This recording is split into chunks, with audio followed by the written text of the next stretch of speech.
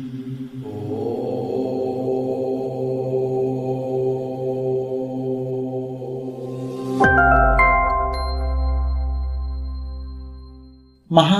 കഥകളുടെ മറ്റൊരധ്യായത്തിലേക്ക് ഏവർക്കും സ്വാഗതം.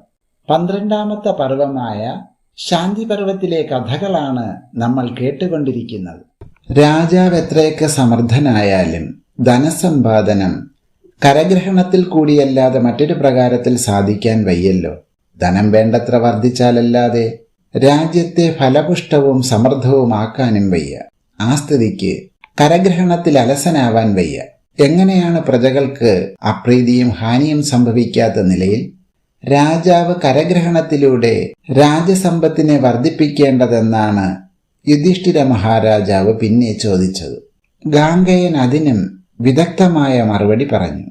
കുന്തിപുത്ര, രാജാവ് കരഗ്രഹണത്തിൽ കൂടി തന്നെയാണ് രാജസമ്പത്തിനെ വർദ്ധിപ്പിക്കേണ്ടത്. അങ്ങനെ ചെയ്യുന്നത് അനീതിയോ അന്യായമോ അല്ല താനും. ധനവാന്മാരായ ആളുകൾ രാജ്യത്ത് ധാരാളമുണ്ടാകണം. രാജാവ് തന്നെ ധനവാന്മാരെ വളർത്തണമെന്നർത്ഥം. കൃഷി കച്ചവടാദികളെ കൊണ്ട് ധനസമ്പാദനത്തിനുള്ള സൗകര്യമുണ്ടാക്കിക്കൊടുത്താൽ മതി. എന്നാൽ സ്വാഭാവികമായി തന്നെ ധനവാന്മാരുണ്ടായിക്കൊള്ളും. അങ്ങനെ ധനവാന്മാരിൽ നിന്ന് ആവശ്യമുള്ള സന്ദർഭത്തിൽ നല്ലൊരു തുക കരമായി വാങ്ങാം. അവരോട് എപ്പോഴും വാങ്ങണമെന്നില്ല. എന്തുകൊണ്ടെന്നാൽ അവർക്കെപ്പോഴും ധനമുണ്ടാകും. അതിനാൽ സന്ദർഭം വരുമ്പോൾ സന്ദർഭത്തിന്റെ ഗൗരവത്തിനനുസരിച്ച് കനപ്പെട്ട സംഖ്യ വാങ്ങാം. എന്നാൽ സാധാരണക്കാരോട് മിതമായ തോതിൽ അപ്പപ്പോൾ വാങ്ങിക്കൊണ്ടിരിക്കണം. അവർക്ക് മിക്കപ്പോഴും സൂക്ഷിപ്പുണ്ടാകില്ല. അതിനാൽ അവരുടെ കയ്യിൽ നിന്ന് അപ്പപ്പോൾ വാങ്ങുക തന്നെ വേണം. രാജ്യത്തിനകത്ത് കള്ളന്മാരും യാചകന്മാരും ഉണ്ടാവാതിരിക്കാൻ രാജാവ് എപ്പോഴും ശ്രദ്ധിക്കണം. മറ്റുള്ളവരുടെ ധനത്തെ ചോർത്തിക്കൊണ്ടു പോകുന്നവരാണ് കള്ളന്മാർ. യാചകന്മാർ അലസതയെ വിളംബരം ചെയ്യുന്നവരാണ്. പ്രസ്തുത രണ്ടു കൂട്ടരും രാജഭണ്ഡാരത്തിന്റെ ശത്രുക്കളാണെന്ന് ധരിക്കണം. അതിനാൽ എന്തു ചെയ്തും അവരെ രാജ്യത്തു നിന്ന് പുറത്താക്കുക തന്നെ വേണം. ദരിദ്രന്മാരുണ്ടാവാം, പക്ഷേ ദരിദ്രനും എന്തെങ്കിലും തൊഴിൽ ചെയ്ത് ഉപജീവനം നടത്തണം. അല്ലാതെ യാചകരായി മറ്റുള്ളവരുടെ കാരുണ്യത്തിൽ കഴിയാനിട വരരുത്. എല്ലാവരും പ്രവർത്തിക്കുകയും എന്തെങ്കിലും സമ്പാദിക്കുകയും ചെയ്യുന്നുവെങ്കിൽ മിതമായ കരം കൊടുക്കാൻ ആർക്കും വിഷമമുണ്ടായിരിക്കുകയില്ല. അങ്ങനെ ചെയ്യാതെ അധികം പേരും അലസന്മാരും ദരിദ്രന്മാരും യാചകന്മാരുമായി തീർന്നാൽ അത് രാജ്യത്തിന് തന്നെ ആപൽക്കരവും കഷ്ടവുമാണ്. പ്രജകളെ അങ്ങനെയായിത്തീരാൻ ഒരിക്കലും രാജാവ് അനുവദിക്കരുത്. പ്രജകളൊക്കെ പ്രായേണ ഉത്സാഹികളും സമ്പന്നന്മാരും ശ്രീമാന്മാരും രാജഭക്തിയുള്ളവരും ധർമ്മനിഷ്ഠയിൽ കൂടി മാത്രം കഴിയുന്നവരുമായിരിക്കണം. അങ്ങനെയുള്ള രാജ്യത്ത് ഒരിക്കലും ദാരിദ്ര്യമുണ്ടാവില്ല. അവിടെ രാജഭണ്ഡാരം എപ്പോഴും നിറഞ്ഞിരിക്കുകയും ചെയ്യും. ഫലവൃക്ഷങ്ങളെ മുറിച്ചു നശിപ്പിക്കാൻ സമ്മതിക്കരുത്. ധാരാളം ഫലവൃക്ഷങ്ങളെ നട്ടുവളർത്തുകയാണ് വേണ്ടത്. ബ്രാഹ്മണരുടെയും തപസികളുടെയും ജീവിതത്തിന് ആധാരമാണ് ഫലവൃക്ഷങ്ങൾ. കൂടാതെ അവയും ഒരു സമ്പത്താണ് താനും. അതിനാൽ ഫലവൃക്ഷങ്ങളെയും കന്നുകാലികളെയും വളർത്താനല്ലാതെ നശിപ്പിക്കാൻ ആരെയും അനുവദിക്കരുത്. കൃഷി, കച്ചവടം, കന്നുകാലികളെ വളർത്തൽ ഇവ മൂന്നുമാണ് ഐഹികമായ സമ്പത്തും സുഖവും വളരാനുള്ള മാർഗം. അതുപോലെ വേദങ്ങളും വൈദിക കർമ്മങ്ങളും പാരത്രിക സുഖത്തിനും ഹേതുക്കളാണ്. അതിനാൽ അവ രണ്ടും ഒരുപോലെ വളർത്തപ്പെടേണ്ടവയാണ്. പ്രസ്തുത രണ്ടുവിധ കർമ്മങ്ങൾക്കും ബാധയുണ്ടാക്കുന്നവരാണ് കള്ളന്മാർ. അങ്ങനെയുള്ളവരെ ഒരിക്കലും രാജ്യത്തിൽ വച്ച് പൊറുപ്പിക്കരുത്. അവരാണ് രാജ്യത്തിന്റെ ഐശ്വര്യത്തിന്റെയും പ്രജകളുടെ സുഖസമാധാനങ്ങളുടെയും രാജഭണ്ഡാരത്തിന്റെയും മുഖ്യ ശത്രുക്കൾ. അതിനാൽ അങ്ങനെയുള്ളവരെ എന്തു ചെയ്തും അകറ്റുക തന്നെ വേണം. വ്യക്തികളുടെയും അതുവഴി സമുദായത്തിന്റെയും രക്ഷിതാവാണ് രാജാവ്. ജനങ്ങളെ അവരവരുടെ ധർമ്മത്തിന് ലോപം വരാത്ത നിലയിൽ രഞ്ജിപ്പിച്ചും അന്യോന്യം സഹകരണങ്ങളിലൂടെ വളരാൻ പ്രേരിപ്പിച്ചും രാജാവ് അവരുടെ യോഗക്ഷേമങ്ങളെ നിലനിർത്തിക്കൊണ്ടിരിക്കണം. ശിക്ഷാരക്ഷകൾ ഏറ്റക്കുറവുകളെ അനുസരിച്ച് പാകപ്പെടുത്തുകയും വേണം. എന്താണ് ഏറ്റക്കുറവുകളെന്നാണെങ്കിൽ പക്ഷികളെ അപേക്ഷിച്ച് മൃഗങ്ങളും മൃഗങ്ങളെ അപേക്ഷിച്ച് മനുഷ്യനും മനുഷ്യരിൽ തന്നെ ജന്മശുദ്ധി, കർമ്മശുദ്ധി, തപസ്, ജ്ഞാനം തുടങ്ങിയവയുള്ളവരും കൂടുതൽ ശ്രേഷ്ഠതയുള്ളവരാണ്. ഈ വീക്ഷണത്തിൽ കൂടി വേണം ശിക്ഷാരക്ഷകളെ വിലയിരുത്താൻ. ഈ വിഷയത്തിൽ മാന്ധാതാവും ഉജധ്യനും തമ്മിലുള്ള സംഭാഷണത്തെയും ഞാൻ പറഞ്ഞു തരാം എന്ന് പറഞ്ഞ് വീണ്ടും ഭീഷ്മാചാര്യൻ പറയാൻ തുടങ്ങി. യൗവനാശ്വൻ എന്ന രാജാവിന്റെ പുത്രനായ മാന്ധാതാവ് ഒരിക്കൽ അങ്കിരഗോത്രത്തിലുള്ള ഉജധ്യൻ എന്ന ഋഷിപുങ്കവനെ കാണാനിടയായി. അദ്ദേഹത്തോട് ക്ഷാത്രധർമ്മത്തെക്കുറിച്ച് വിവരിച്ചു പറഞ്ഞു തന്നാൽ കൊള്ളാമെന്നാവശ്യപ്പെട്ടപ്പോൾ ഉജധ്യൻ ചിലത് പറയാൻ തുടങ്ങി. മാന്ധാതാവെ, ആദ്യം തന്നെ ധരിക്കേണ്ടത് രാജാവ് കാമത്തിന്റെ പാലകനല്ല, ധർമ്മത്തിന്റെ പാലകനെന്നാണ്. സ്വയം ധാർമ്മികമായ ഒരാൾക്കല്ലാതെ മറ്റുള്ളവരുടെ ധർമ്മത്തെ സംരക്ഷിക്കാൻ സാധിക്കില്ല. അതിനാൽ രാജാവ് തികച്ചും ധർമ്മനിഷ്ഠയുള്ളയാളായിരിക്കണം. പ്രജകളെ നിർബന്ധപൂർവം ധാർമ്മികരാക്കി വളർത്തുകയും വേണം. ഒരു കാരണവശാലും ഒരാളുടെയും അധർമ്മത്തെ വച്ച് പൊറുപ്പിക്കരുത്. അധർമ്മം കൊണ്ട് പാപം വളരും. പാപം വളർന്നാൽ സുഖസമാധാനങ്ങളും ഐശ്വര്യവും നഷ്ടപ്പെടുകയും ചെയ്യും. രോഗം, ദാരിദ്ര്യം, അനാവൃഷ്ടി, അതിവൃഷ്ടി തുടങ്ങിയ എല്ലാ ആപത്തുകൾക്കും ഏക കാരണം പാപം മാത്രമാണ്. പാപിയായ ഒരാളുടെ മനസ്സ് എപ്പോഴും അസ്വസ്ഥവും പരിഭ്രാന്തവുമായിരിക്കും. ഒരു രാജ്യത്തെ ജനങ്ങളിൽ അധികം പേരും പാപികളായാൽ പിന്നെ അവിടെ സ്വസ്ഥതയോ സമാധാനമോ ഉണ്ടാകാൻ വയ്യ. അധർമ്മമാണ് പാപത്തിന്റെ ഹേതു. അതിനാൽ രാജ്യത്ത് ഒരു പ്രകാരത്തിലും അധർമ്മമുണ്ടാവാതിരിക്കാൻ രാജാവ് പ്രത്യേകം ശ്രദ്ധിക്കേണ്ടതാണ്. കാലത്തെ കൃതം, ത്രേത, ദ്വാപരം, കലി എന്നിങ്ങനെ 4 യുഗങ്ങളായി വേർതിരിച്ചിട്ടുണ്ട്. ധർമ്മത്തിന്റെ ഏറ്റക്കുറവുകളെ കൊണ്ടാണ് യുഗവ്യവസ്ഥകളെ ചെയ്തിരിക്കുന്നത്.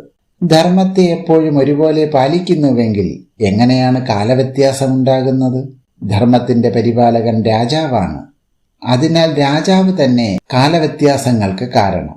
ധാർമ്മികനും ധർമ്മപരിപാലനത്തിൽ ബദ്ധശ്രദ്ധനുമായ രാജാവുള്ള രാജ്യത്ത് എപ്പോഴും ഒരേ കാലം തന്നെ. അതുപോലെ വർണ്ണങ്ങളും ആശ്രമങ്ങളുമെല്ലാം ശരിക്കും നിലനിൽക്കുകയോ നശിക്കുകയോ ചെയ്യുന്നത് രാജാവിന്റെ ഭരണം കൊണ്ടാണ്. ദുർബലനും വേണ്ടത്ര വിവേകദൃഷ്ടിയുമില്ലാത്തവനുമായ രാജാവിന് ധർമ്മത്തെ ശരിക്കറിയാനോ പാലിക്കാനോ കഴിയില്ല.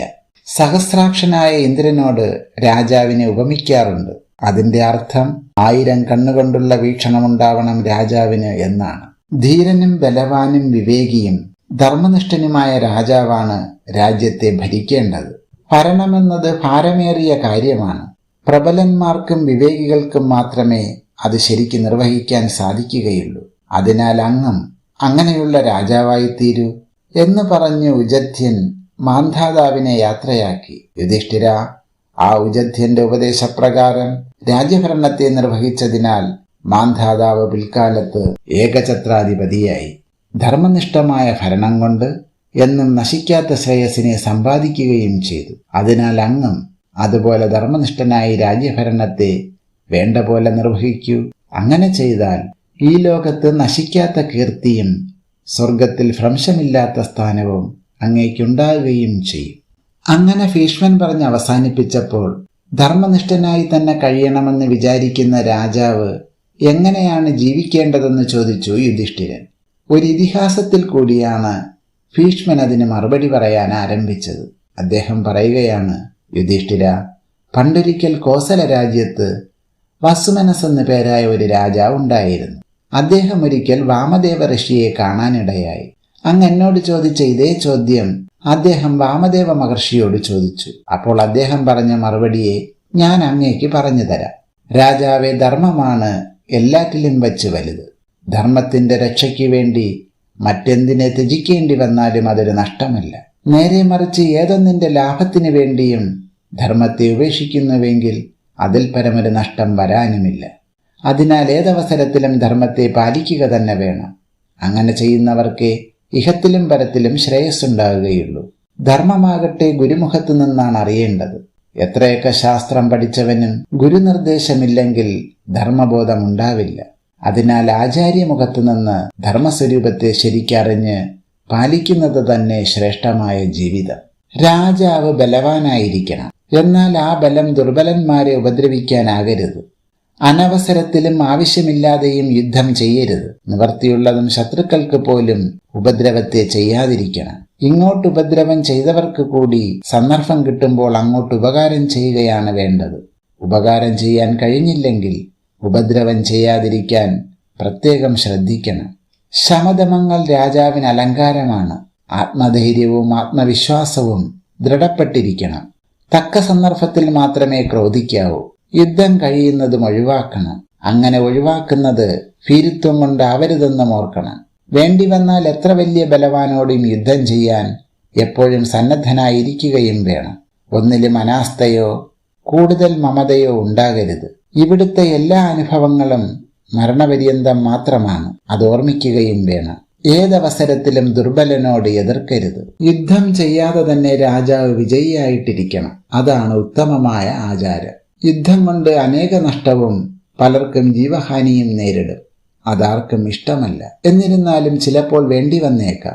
സാമധാന ഭേദങ്ങളെ കൊണ്ടൊന്നും കാര്യം നിർവഹിക്കാൻ വയ്യാതെ വരുമ്പോൾ മാത്രമേ യുദ്ധത്തിനൊരുങ്ങാവൂ. രാജാവ് സ്വതവേ തന്നെ ബലവാനും ധാരാളം സൈന്യബലവും ആയുധബലവുമുള്ള ആളുമാണെങ്കിൽ മിക്കപ്പോഴും ശത്രുക്കൾ അദ്ദേഹത്തോട് യുദ്ധം ചെയ്യാൻ മടിക്കും. അങ്ങനെയുള്ള സാഹചര്യം ഉണ്ടാക്കിയാൽ മതി. എന്നാൽ തന്നെ യുദ്ധം കൂടാതെ വിജയിയായി കഴിയാൻ സാധിക്കും. രാജ്യത്ത് പൊതുവെ ക്ഷേമവും ജനങ്ങൾക്ക് അഭിവൃദ്ധിയും ഉണ്ടായിരിക്കണം. സൈന്യങ്ങളെ എപ്പോഴും സന്തോഷിപ്പിച്ചുകൊണ്ടിരിക്കണം. എങ്കിലേ അവർക്ക് യുദ്ധം ചെയ്യാൻ ഉത്സാഹമുണ്ടാകുകയുള്ളൂ. മന്ത്രിമാരും രാജപുരുഷന്മാരുമൊക്കെ എപ്പോഴും സന്തുഷ്ടനും കൃതകൃത്യരുമായിരിക്കണം.